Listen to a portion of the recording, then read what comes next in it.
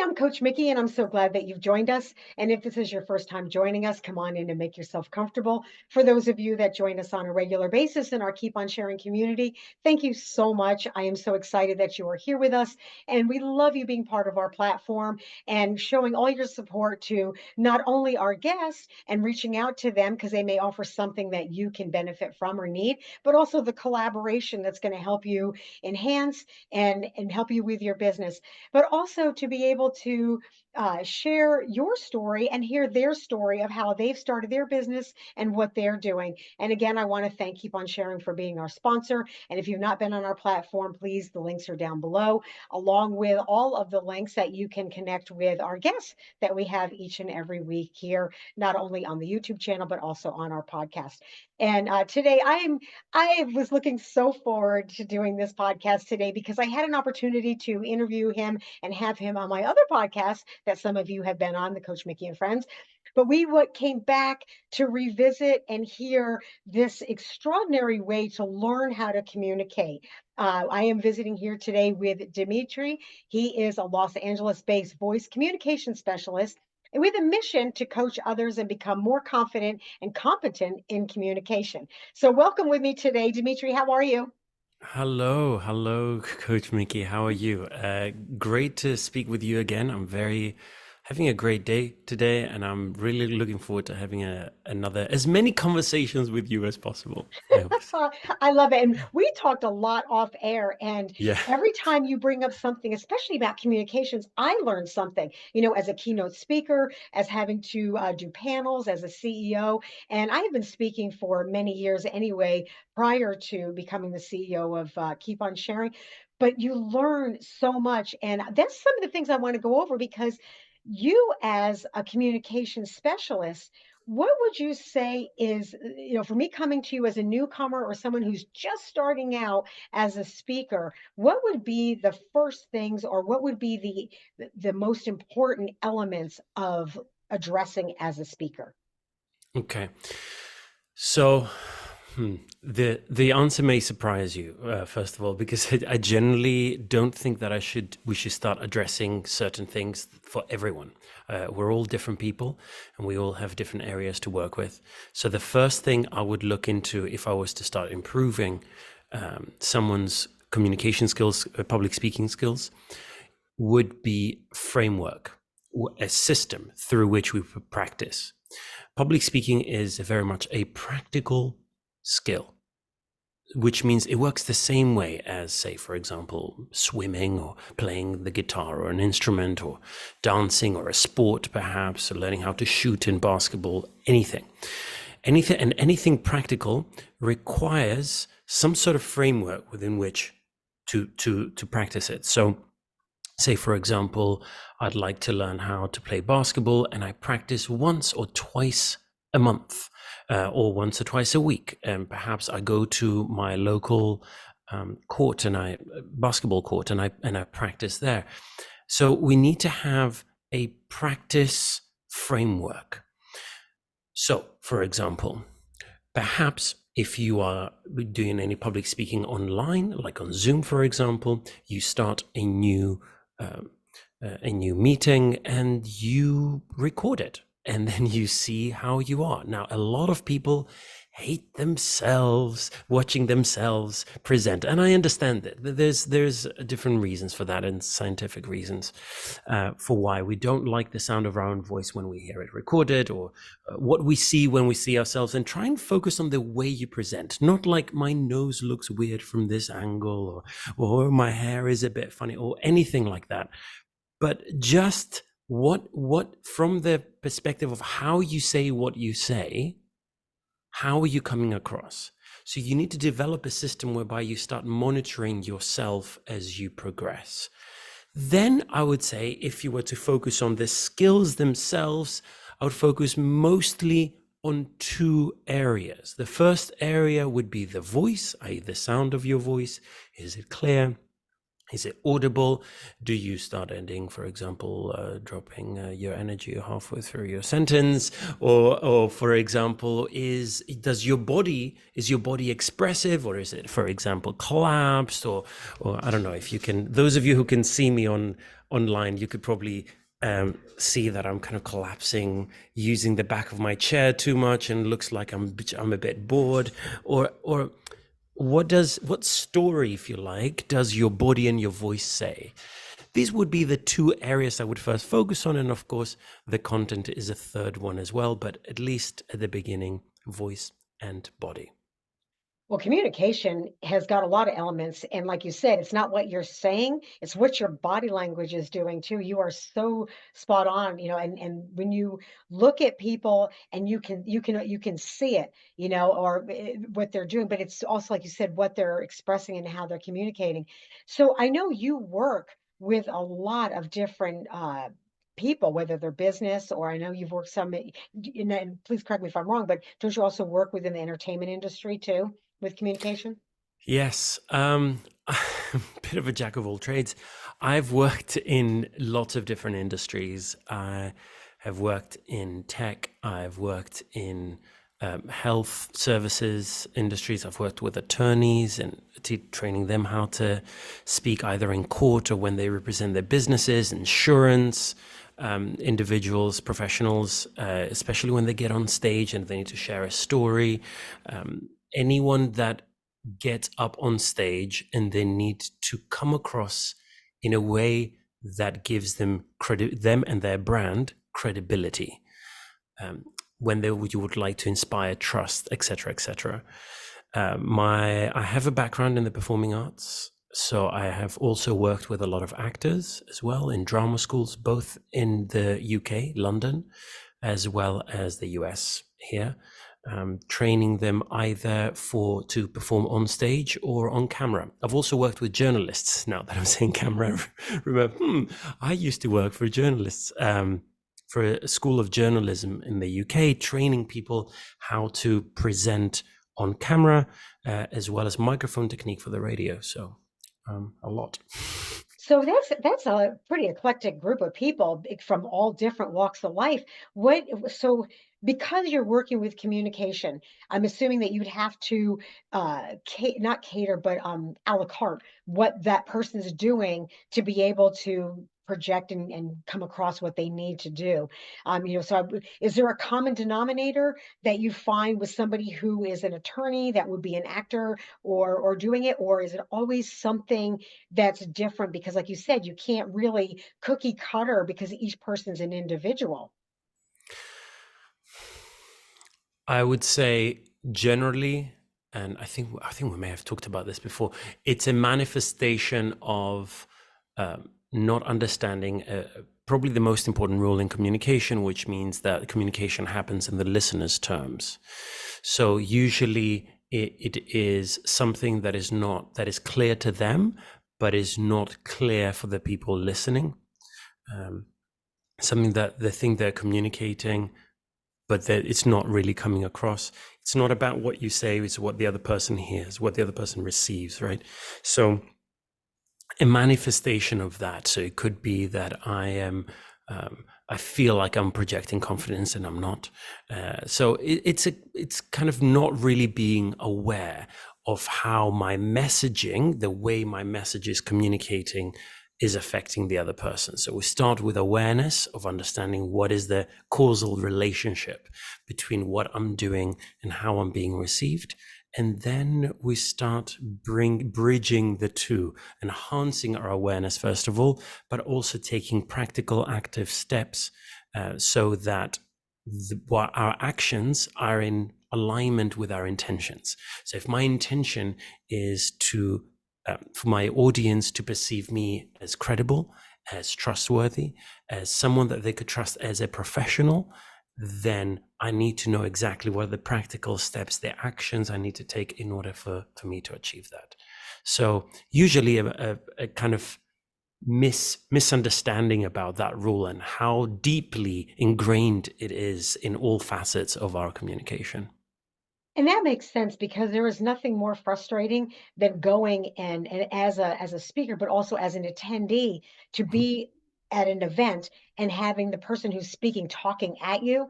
And I'm sitting there going, okay, and where are you going with this? And how does this associate with me?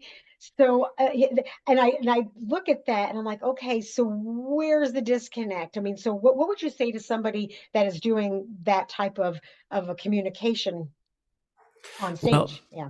yeah, there are two things to unpick there. Talking, so the first component is talking at someone versus talking to someone. And the second component is, how does this message relate to me? So let's talk about the first one first. That usually has to do with the way we communicate, how we say what we say rather than what we say. And talking at people, I would say, is probably the most common way of talking that I see on stage generally, where people start and usually overly confident. We're obsessed with confidence, right? So we get on and we say like, oh, confidence, like we keep pumping the balloon. At some point the balloon's going to burst. There is a limit to how confident we're coming across. So people go this and that, and they come across as salesy. Again, intentions, right? If your intention is to come across as salesy, absolutely go to town. But if it is not, if you want to actually truly connect with people on a human level, that salesy, louder, bigger, stronger, all of that is not going to help you. So any opportunity to discuss with people, to genuinely ask questions, not ask questions where you are expecting the same answer from everyone, but actually ask questions in order for you to learn. The moment you start being interested in the audience becomes interested in you. It's kind of like a weird magical trick that the more you want to know more about them, actually want to know, not pretend want to know, the audience is smarter than you think, but actually wanting to know about the audience, the more they want to know about you. So the more the speech or the presentation is dialogical, or if you like, interactive, it's more of a conversation, the better it is because it will help you to talk to them rather than at them. Now, this is a more difficult and more importantly, more vulnerable way of communicating. There is a safety in bringing up walls and going blah, blah, blah, and kind of like bombarding the audience with that message that I want them to know and remember. But that has no listening. And no listening means the audience does not care. And we are extremely competent in performative listening. I call this performative listening. When we nod and we smile, nothing is coming in. And people really underestimate it. So we need to find a way to actually have a conversation with the audience. And when I work with my clients, we create a framework through which this can happen in a safe way, but also a genuine way at the same time. So that's ways of making sure that you talk to your audience, not that you bombard them and talk at your audience. Now, on the other hand, we talked about, how does this apply to me? And this is something when I teach and train people in storytelling, and I've trained I lead workshops in different companies on storytelling. This is something that comes up again and again. They have stories. A lot of the times the stories are effective-ish. They need some tweaking and changes, but generally from a technical standpoint, it's, let's say it's okay. They're doing their job, some of them. And what a story does is it generates energy, bonding energy. So this may sound like cuckoo, this bonding energy, but there's neuroscience behind this. Perhaps we can talk about it later. But the most important thing to remember is that this energy needs to be channeled towards something. Perhaps it is a message that I'd like them to remember, that they need to come away with. Or perhaps it is a call to action, something that I'd like them to do. This is what I call the takeaway. What is the takeaway from this story? Or as you said earlier, how does it relate to us? The so what factor. So what? Yes, this is a story. Yes, you made me, you made me laugh. Perhaps you made me sad. Perhaps you reinforced the message. Perhaps I feel like I understood something. But is that explicit? Is that the same for every single one in the audience? Because the more people understand my message, the more powerful the presentation is.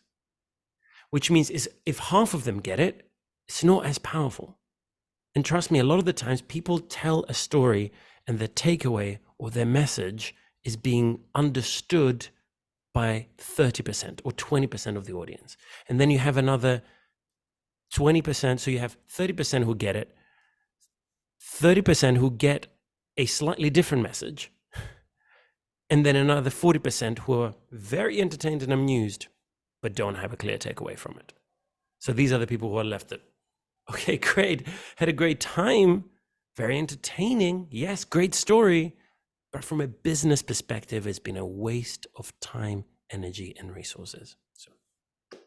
And that makes a lot of sense, because I've done events with other speakers, and I'll follow up from them, and I'll see, and I like to look at the audience. I love to look at, because I like to see what they're doing, and see, are they watching me? Are they still engaged?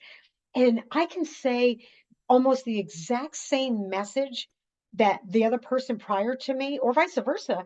And I think it comes out in how it's delivered, like you said, because the way I say it, or maybe the way the person said it, or I've even had the opposite happen, where I've said something and then the person that follows me has something similar, and I see the light go on with the audience, in another way. So you're right. People receive things in a different way, being able to the way you express it. So how does that correlation work, where it could be the same, you're communicating this message, but the way you've said it or it's been delivered, other people receive it? Does that go based on communication, or is that based on how people are hearing it? As a speaker, I would like to learn, how do I address that? How do I make myself a better person to be able to communicate that message? Okay. So And it was a lot. I'm sorry. no. It's okay. It's okay. I think my understanding is from your question is, how do I make sure that my intention actually materializes, so that I intend to get them to feel and understand a certain thing, and they actually feel and understand that certain thing. Am I correct in assuming this? You're absolutely correct. You just put it a lot more eloquently than I said. No, it's fine. It's fine. Look, You're good. this is fine. And also, it's also terminology that I'm used to using. I've used this terminology every day. So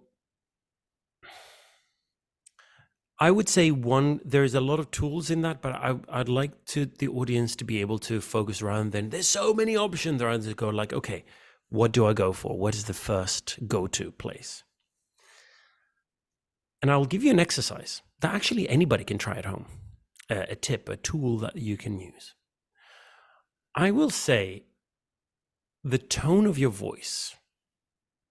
And the tone of your voice, because let's define our terms, because people say tone, tonality, all sorts of terms are being bounced around. And because I have a background in speech, well, it's not speech science, I suppose, but I've done a master's degree in voice studies, and we looked at also the scientific side of voice, not just the artistic, if you like, or the less tangible side of voice. But it's important when we're looking at our tone, it is the perception of how we feel. When I have a certain tone to my voice, I could have a particularly aggressive tone, right? Like I did just now. Or I could have an absolutely enthusiastic and thrilled tone in what I'm saying. Or I could have an intrigued tone where I'm trying to get my audience to be curious about something that I'm about to say just now. For example, right? Like these are all different tones in your voice, and this is within everyone's palette and within their expressive capabilities. And if you think you only have one way of speaking, I would challenge that a little bit and apologize to our listeners who might may believe that they have only one way. And I'll say, if you think of how you speak to your partner, how you speak to your boss if you have one, how you speak to your business partner, how you speak to a 5-year-old, and how you speak to your parents, for example, if you speak to your parents, these are all different voices that you have.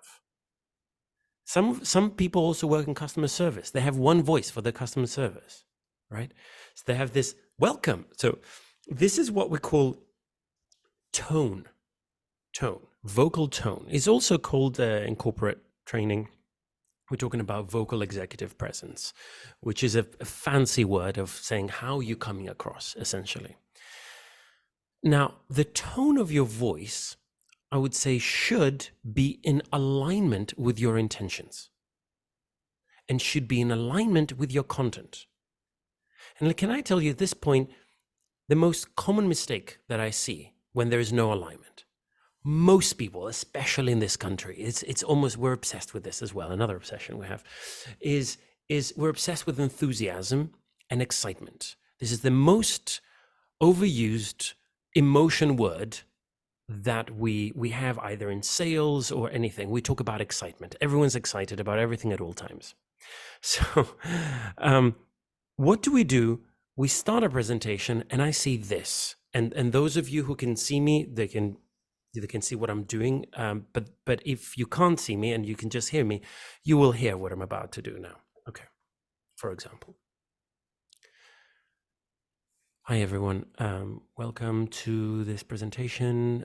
Can I just say I'm really excited to talk to you about this new product that we are presenting. We've been working on it for years, and I'm so glad and I'm so excited to finally bring your attention to it. So can we just have a round of applause for this product? Now, what happened there was no alignment between my intention, the content of my words, and the message itself. And this is what throws the audience and goes, I don't trust this person. I don't see excitement. And what happens is study after study has shown that when the content of our words and our nonverbal communication, otherwise how we say what we say, when they're not in alignment, we trust the nonverbal communication over the content of our words. This is how we spot a liar. We see someone and we'll see lack of alignment between these two. Oh, I don't believe that they're truly in this emotional state that they claim to be. So I immediately stop trusting them and don't believe a word that comes out of their mouths. So if that's how it works with the liars, why should we believe you when you come on stage with that energy that is not in alignment with the content of your words?